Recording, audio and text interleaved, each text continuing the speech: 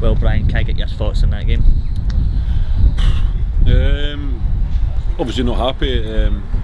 I mean, the start we make is ridiculous, from their kick-off, one ball down the middle, don't deal with it, goes out for a corner, then we don't pick up in the box, and you're a goal down after 50 seconds, 40 seconds. It's certainly not the way you want to start a game, and it just continued on from that. Every time they put a cross into the box, it looked like they were going to score, so very disappointed to look before it goes down at Stenhousemuir. No matter what team's playing and players out of position, it's got to be better than that, so we should be apologising to supporters who came through in the big numbers today, and we're obviously disappointed to let them down the way we did today.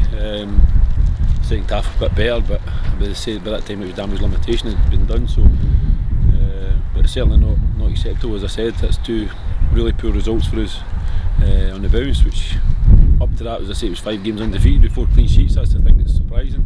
I know we've got 7 players out. I seem to keep rambling on about this, but it's fact, unfortunately. And I was actually speaking to one of the press boys the other day. I mean, the number of players we've had missing throughout the whole season has been, I've never known it in my time in football as a manager. It seems to be week after week, and we had the bench full of young boys today, and I'd obviously like to have brought them on, but it wouldn't have been fair on them today. But as I say, we're expecting better from the players on the park. Certainly the first half shown, as I say, improved slightly second half, and then at the end we get a man sent off, which makes it even more difficult. But no, it's by no means acceptable, and it lets me see a few things in terms of players for next season and where we're going to be. So, because I say that's well below the standards we're expected.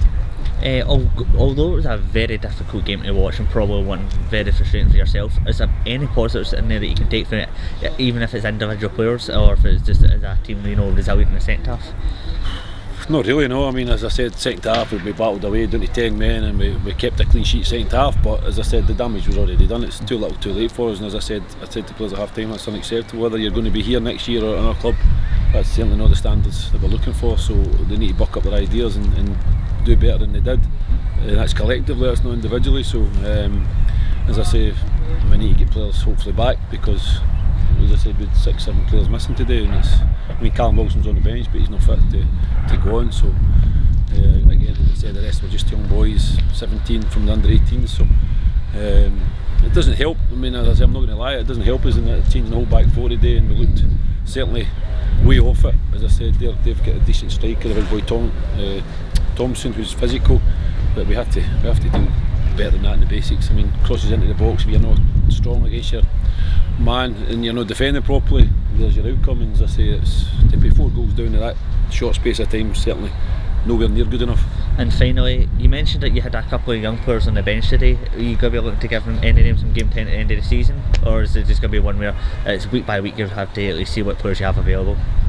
Week by week. I mean, I'm hoping that we can have at least a couple of players back next week, because as I said, with 7 sitting in the stand today watching the game, so, and as I said, that seems to be the story of the season. Maybe not be 7, but it's been 4, 5 and 6, and as I say, that's fact, unfortunately. So that's something else I need to look at, because when you're at a club like Albion Rovers and you've got a small squad and budgets are tight, the last time we need players sitting in the stand every week, so that's something that I'll need to take into consideration.